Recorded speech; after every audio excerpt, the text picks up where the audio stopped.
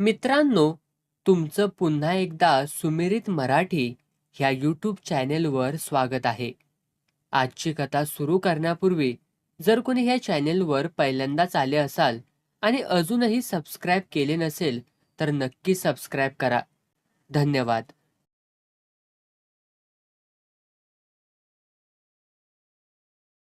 गणेश उत्सवाचे दिवस होते. पांडू शहरात कोणीतरी पाहुणे वारले होते म्हणून तांदूळवाडीहून दुपारीच आला होता. त्याला वाटलं शहरामध्ये सर्व काही पटापट होतील, लवकरच स्मशानातील काम आटपेल, नंतर लगेच संध्याकाळी 7च्या आत घरात जाऊ अशा अपेक्षेने पांडू शहरात आला होता. पण इथं घडलं सगळंच भलतं. पहाटे 5 वाजता झालेला मृत्यू, त्याचा अंत्यविधीचा कार्यक्रम रात्री 8 वाजता पार पडला. वेगवेगळ्या गावावरून येणाऱ्या पाहुण्यांची वाट पाहता पाहता शेवटी पांडूचीच वाट लागली. रात्री तांदूळवाडीला जायला एक देखील यष्टी त्याला मिळाली नाही. अनेक यष्टी भरभरून येत होत्या आणि न थांबताच जात होत्या. त्याच्या इशाऱ्याला कोणीच दाद देत नव्हतं. बिचारा पांडू हात दाखवून दाखवून थकला आणि मोटार थांबविण्यासाठी त्याने हात बंद केले. कोणी दुचाकीवाला चालला की त्याला हाक मारायचा, पण कोणीही त्याला सहकार्य करत नव्हतं. जो तो आपल्या जाण्यासाठी हपापला होता आणि वेगाने जात होता. शेवटी 11:30 वाजण्यास 5च मिनिटे बाकी होती. पोटात तर कावळे जोर जोरात ओरडत होते. वाटेत एक सुद्धा वडापावची गाडी नव्हती. तसेच स्मशानातून घरी जाऊन आंघोळ केल्याशिवाय खाता पण येत नव्हतं. ही देखील एक अडचणच होती. पांडूला एकाएकी अंधारातून एक मोटारसायकलवाला येत असल्याचं दिसलं. लाईटचा फोकस देखील समोर दिसत होता. एक गृहस्थ दुचाकीवरून काहीतरी पार्सल मागे बांधून वेगाने निघाला होता. तेवढ्यात पांडू रस्त्याच्या मधोमध दोन्ही हात दोन्ही बाजूला वर करून मोटारसायकल अडविण्यासाठी थांबला. तो दुचाकी वाहनधारक घाबरला आणि त्याने गाडी परत शहराकडेच वळविण्याचा प्रयत्न करत होता. तेवढ्यात पांडू, "अहो पत्रकार साहेब, अहो पत्रकार साहेब" असे त्याला हाका मारू लागला. पत्रकार साहेब म्हणताच तो गृहस्थ थांबला आणि पांडूकडे पाहू लागला. कारण तो तांदूळवाडीचाच रहिवाशी होता आणि दैनिक बोंबाबोंब ह्याचा पत्रकार होता. शहरामध्ये अनेक गणेशोत्सव मंडळे होती. अनेक मंडळांचे अनेक कार्यक्रम होते. एका गणेश उत्सव मंडळातर्फे गरीब व होतकरू विद्यार्थ्यांना वह्या वाटपाचा कार्यक्रम होता. तसेच ज्या विद्यार्थ्यांनी इयत्ता 10वी आणि इयत्ता 12वी परीक्षेत 80 पेक्षा जास्त गुण मिळवणाऱ्या विद्यार्थ्यांना भेटवस्तू देण्याचा कार्यक्रम होता आणि तोही पोलीस आयुक्त यांच्या शुभ हस्ते व प्रमुख पाहुणे म्हणून आमदार साहेबांना देखील निमंत्रित केलं गेलं होतं. पण त्यांच्या हस्ते होणारा समारंभ आणि बोलावण्यात आलेले प्रमुख पाहुणे हे काय थोडेच वेळेवरती येतात. गुणी मुलांचे कौतुक करणे अशा फालतू कामासाठी त्यांना सवड मिळाली तर शपथ. नेहमीप्रमाणे ते आलेच नाहीत. शेवटी एका नगरसेवकाला व गल्लीतील बऱ्यापैकी दादागिरी करणाऱ्याला पाहुणे म्हणून बोलावले आणि गुणी मुलांचा सत्कार व गरीब मुलांना वह्या वाटप हा कार्यक्रम पार पडला. फारच कार्यकर्त्यांची धावपळ झाल्याने बिचारे थकून गेले होते आणि श्रमपरिहाराची वाट पाहत बसले. ही व्यवस्था एका मंडळातील कार्यकर्त्यांच्या घरावरील असणाऱ्या गच्चीवर करण्यात आली होती. भराभरा बाटलीचे बूच उडवत फसफसणारे पेय सर्वांनी गिळंकृत केले. बातमी उत्तम रीतीने येण्यासाठी तांदूळवाडीच्या पत्रकाराला देखील दारूची पार्टी दिली. त्यामुळे त्याला देखील गावाकडे जाण्यास उशीर झाला होता.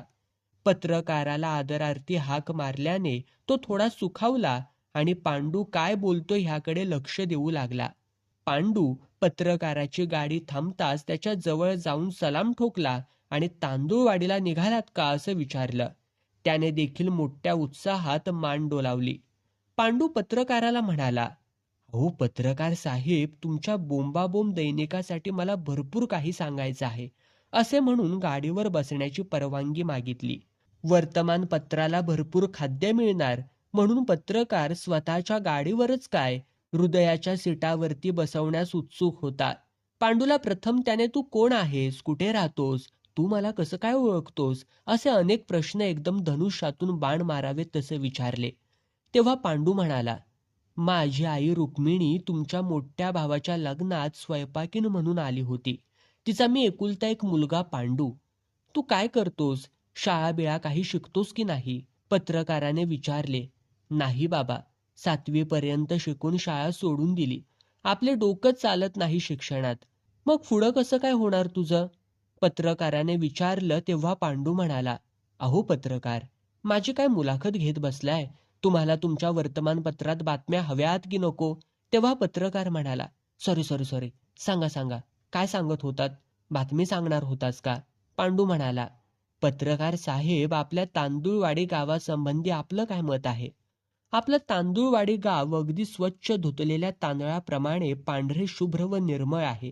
आणि त्याचे बोलणे पूर्ण होण्याआधीच पांडू म्हणाला, काय आपली पत्रकारिता, आपण नावाचं पत्रकार हायसा. आपल्या गावात 12 भानगडी घडताहेत, आपल्याला काहीच माहिती नाही. कमाल हाय बुवा तुमची. पत्रकार खूपच घाबरला. आपल्या गावात एवढ्या भानगडी घडतात याची आपल्याला खबर कशी काय नाही? पत्रकार तर विचारातच पडला आणि म्हणाला, पांडू, तुला रे कसं काय माहिती आहे रे सगळं? सांग तरी काय भानगडी आहेत त्या? अहो, तुम्हाला हे माहिती आहे का? आपल्या गावात पाटलाच्या शेतात भूत आहेत. नाही रे बाबा, मला काहीच माहिती नाही. ते भूत पाटलांना रोज रात्री पिडतंय बघा. पांडू, कसं काय रे ते भूत पाटलांनाच का पिडतंय? त्या रस्त्यावरून कितीतरी लोक सतत ये जा करत असतात की. सगळ्यांना सोडून पाटलांनाच का पिडतोय तो? अहो पत्रकार, ते भूत त्यांना पिडतोय याचं कारण देखील असंच आहे. ते भूत त्याच्या बापाचंच आहे. पांडू म्हणाला, असं होय? बाप कसा काय रे पोराला भूत म्हणून त्रास देईल? त्याचे श्राद्ध पक्ष काय करतात की नाही? छे हो, कुठलं श्राद्ध पक्ष घेऊन बसलात? त्यांच्या शेतात त्याने बापाचा खून करून त्याच शेतातील विहिरीत टाकून परगावी निघून गेला आणि बापाने आत्महत्या केली अशी अफवा उठवली सगळीकडे. हे ऐकल्यावर पत्रकार खूपच घाबरला. रात्रीची वेळ आहे, मला तरी झपाटणार नाही ना असा विचार करत असताना पांडू म्हणाला, एवढा विचार करू नकासा. आता दुसरा किस्सा ऐका. आपल्या गावातली ठमी माहिती आहे का तुम्हाला? कोण ठमी रे पांडू? पत्रकाराने विचारलं. तेव्हा पांडू म्हणाला, अहो पत्रकार, आता तुम्हाला जास्तच चढली हाय बघा. उद्या सकाळी झोपेतून उठल्यावर आठवा म्हणजे सर्व काय लक्षात येईल. बरं, त्या ठमीचं रे काय झालं? ठमीचं फार मोठं लपडं झालंय, पांडू म्हणाला. कोण ठमी? कुठे रे राहते ही? काय पत्रकार साहेब, तुम्हाला तुमच्या घरामागं राहणारी ठमी माहिती नाही? कमालच आहे तुमची.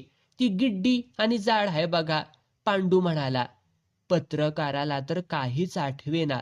स्वतःला काहीतरी समजेल अशा आविर्भावात, हा हा हा हा हा, ती होय, आत्ता आठवलं बघ. मग ठमीचं रे काय झालं? काय होणार तिचं? लग्न ठरलं आणि लग्नाच्या आदल्या रात्री परजातीच्या मुलाबरोबर पळून की हो गेली. तिच्या बापानं पोलिसात तक्रार नोंदवली. फौजदारी गुन्हा दाखल झाला. 3 वर्षांनी दोघांना बी अटक झाली. कोर्टासमोर केस आली तेव्हा वधू व वर पक्षाच्या मातापित्यांनी घटस्फोटाची मागणी केली. परिस्थितीचे गांभीर्य ओळखून न्यायाधीशांनी घटस्फोटाचा मसुदा तयार केला व ज्या दिवशी निर्णय द्यायचा त्या दिवशी त्या दोघांनी मुलाला जन्म दिल्याचं सांगितलं. त्यामुळे आपोआपच घटस्फोट रद्द झाला. एवढी मोठी घटना पत्रकाराला समजली नाही. पोलीस खातं, कोर्ट कचेऱ्या हे देखील स्वतःला समजलं नाही याचं आश्चर्य वाटलं. एवढ्यावरच पांडू थांबला नाही. पुढे तर खूप मज्जा आहे साहेब. पत्रकार ऐकतच राहिला. आपल्या गावात एक खाजगी बँक होती हे माहिती आहे का तुम्हाला? पत्रकार हो म्हणाला. ती बँक सध्या कुठं आहे? पत्रकाराने विचारले. माहीत नाही. ती बँक का बंद पडली आहे याची माहिती आहे का? पत्रकार नाही म्हणाला. पण एक गोष्ट आठवते. कर्ज वाटप जास्त झालं, वसुली झाली नाही म्हणून बंद पडली. पांडू म्हणाला, हात तिच्या, मग तुम्हाला काहीच माहिती नाही बघा. त्या बँकेचे शिंदे मॅनेजर होते ना, त्यांनीच बँकेवरती डल्ला मारला आणि सर्व रक्कम हडप केली. रातोरात लोकांची यादी तयार केली. सर्वांच्या नावावर कर्ज वाटप दाखवलं. त्यामुळे बँकेच्या कारभारावरती प्रशासक नेमून शिंदे साहेबांची बदली केली. ते पुण्यात आजही नोकरीस आहेत. हे ऐकून दैनिक बोंबाबोंबसाठी बरेच खाद्य मिळणार, रोज भडक बातम्या देऊन आपल्या वृत्तपत्राचा खप वाढणार, मग मला प्रमोशन मिळणार, माझा पगार वाढणार. हे आनंदात तो पांडूला सांग सांग, अजून सांग आपल्या गावात काय काय भानगडी आहेत असं म्हणू लागला. पांडू पुढे सांगू लागला, आपल्या गावात आत्तापर्यंत किती चोऱ्या झाल्या असतील. पांडूने पत्रकाराला प्रश्न केला. तेव्हा पत्रकार म्हणाला, अरे 100 ते 150 चोऱ्या झाल्या असतील की. मग चोर सापडला का? पांडूने विचारलं. नाही, पत्रकाराने उत्तर दिलं. याचं काय गुपित आहे हे गावात कोणालाच माहीत नाही. आपल्या गावात एक हनुमानाचं मंदिर आहे. त्या हनुमानाच्या रोजच्या पूजेसाठी एक पुजारी नियुक्त केला आहे. तोच चोर आहे बघा. पत्रकाराला आश्चर्यच वाटले. इतकी वर्ष ही गुपित राहिलं तरी कसं? बरं ठीक आहे, पण ही गोष्ट पांडूला कशी काय माहिती? जर त्याला माहीत आहे तर त्याने ही बातमी पोलिसांना का बरं सांगितली नाही? त्याला पांडूचा संशय आला. हा पांडूच काहीतरी गडबड करत असावा असा संशय त्याच्या मनी आला. त्यालाच पोलीस चौकीत बोलावून घ्यावं आणि आणखी काही भानगडी त्याच्याकडून काढून घ्याव्यात असा विचार पत्रकाराच्या मनात आला. पत्रकाराची दुचाकी गप्पा मारता मारता तांदूळवाडीला केव्हा पोहोचली हे समजलंच नाही. पत्रकाराने पांडूला त्याला स्वतःच्या घरापर्यंत नेलं, तेथे त्याला सोडलं. गाडीवरून पांडू उतरला. त्या क्षणी पत्रकाराने त्याला विचारलं, अजून आपल्या तांदूळवाडी गावात काय काय भानगडी आहेत रे? अहो पत्रकार साहेब, आपलं एक गाव आहे आणि 12 भानगडी आहेत. पांडू रे, मग बाकीच्या भानगडी केव्हा सांगतोयस? पत्रकाराने विचारलं. तेव्हा पांडू म्हणाला, असाच आपला कधीतरी योग येईल तेव्हा. अरे असं करू नकोस. तुला मी पत्रकार म्हणून आमच्या दैनिक बोंबाबोंबमध्ये नोकरीच लावतो हवं तर. मला नोकरी बिकरी काय नको बघा. तुम्हीच करा पत्रकाराची नोकरी. आता 12 वाजून गेल्या ती. लय उशीर झालाय. तुम्ही बी झोपा आणि मला बी झोपू द्या.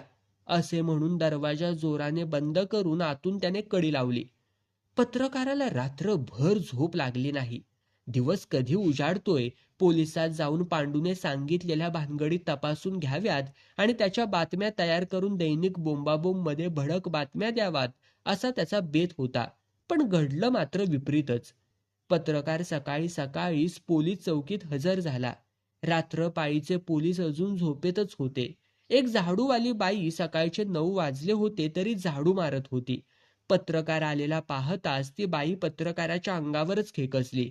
हे मुडद्या, बाहेर हो आधी. सकाळी सकाळी झोपेतून उठले की आले तर पोलीस चौकीत तक्रार द्यायला. तिने पत्रकाराला ओळखलंच नव्हतं. इन्स्पेक्टर साहेब केव्हा येतील ते तरी सांगा, पत्रकारांनी विचारले. साहेब साहेब कवा बी येते ती, टाइम बिम काय बी नाही, झाडूवालीने उत्तर दिलं. पत्रकार नाराज होऊन तिथून निघून गेला. भर दुपारी 12 वाजता पत्रकार पोलीस चौकीत पुन्हा कडमडला. इन्स्पेक्टर साहेब नुकतेच येऊन बसले होते. बाहेरून उन्हातून आल्यामुळे घामे घूम झाले होते. थोडा वेळ पंखा लावावा म्हटलं तर लाईट देखील बेपत्ता झालेली होती. एकंदरीत वातावरण तापलेलं होतं.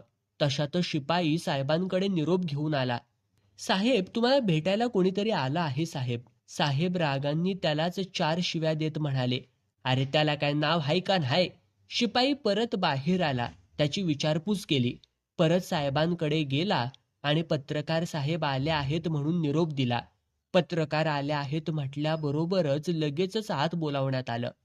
पत्रकाराने देखील नमस्कार इन्स्पेक्टर साहेब म्हणून त्याच्या केबिनमध्ये प्रवेश केला. इन्स्पेक्टर साहेबांनी देखील पत्रकाराचे स्वागत केलं आणि चहाची ऑर्डर देखील दिली. चहा पिता पिता पत्रकाराने गावात घडलेल्या गुन्ह्यांची यादी मागितली. इन्स्पेक्टर साहेबांनी गुन्ह्याची बॉक्स फाईल काढली. त्यात एक देखील घडलेल्या गुन्ह्याची नोंद नव्हती. ती फाईल त्यांनी त्या पत्रकाराला दाखवली. पत्रकार आश्चर्यचकित झाला. तो म्हणाला, माझ्याजवळ एवढ्या गुन्ह्यांची माहिती आहे, ह्याची पोलीस खात्याला खबर तरी कशी काय नाही? इन्स्पेक्टर साहेब म्हणाले, आपल्या गावात एक देखील भानगड नाही, एक सुद्धा तक्रार तंटा नाही. त्यामुळे आपल्या गावाला तंटामुक्त पुरस्कार देखील मिळाला आहे. ठीक आहे. म्हणून तो पत्रकार उठला आणि सरळ त्या पांडूच्या घरी गेला आणि पांडूला म्हणाला, अजून काहीतरी भानगडी सांगणार होतास ना, सांग की आता. पांडू म्हणाला, कसल्या भानगडी? कुठल्या भानगडी? मी आपली गंमत करत होतो मला शहरातून तांदूळवाडीला येण्यासाठी काय नव्हतं म्हणून मी ती केलेली युक्ती होती. यावर तो पत्रकार एकदम स्तब्ध झाला.